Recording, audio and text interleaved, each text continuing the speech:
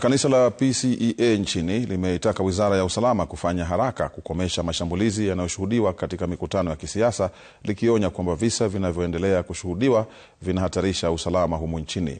Kanisa hilo likilaani shambulizi la mkutano wa mrengo wa ODM katika eneo la Kitengela, huku pia viongozi wa mrengo wa katibu wa ODM Edwin Sifuna wakitaka uchunguzi.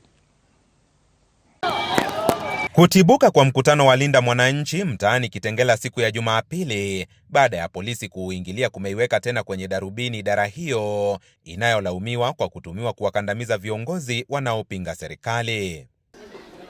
Msimamizi wa kanisa la PCEA Thegu Mutahi ameliongoza kanisa hilo kukashifu shambulizi hilo, akisema polisi ndio wakulaumiwa. Why is this happening? Yet we are not in the election year. What will happen in 2027 if this is the pace? So we are very concerned. Our security agencies must ensure there is no more lawlessness, particularly coming from their side, because who else has tear gas? Mutahi ameitaka Wizara ya Usalama kutotumika kisiasa, akisema jambo la muhimu zaidi ni kusuluhisha visa vya awali ambapo viongozi wa upinzani walishambuliwa na mikutano yao kutibuliwa.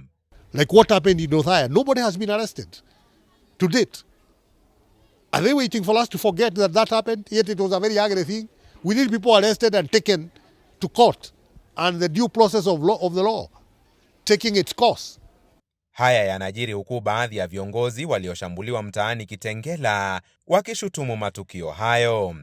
Kwenye taarifa, viongozi hao wamewataja Rais William Ruto na Waziri wa Usalama Kipchumba Murkomen kama wafadhili wa shambulizi hilo lililosababisha maafa, uharibifu wa mali na majeraha. Kitengela, what was the cause? Those people were having a peaceful meeting. There was no cause whatsoever. There was no breach of peace whatsoever. The government has just panicked. But we cannot continue to operate in a situation where people imagine they can manage how Kenyans think and associate using tear gas. That is not going to work. And anyone dreaming that they can take Kenya to that kind of a depth, you are daydreaming, my friends.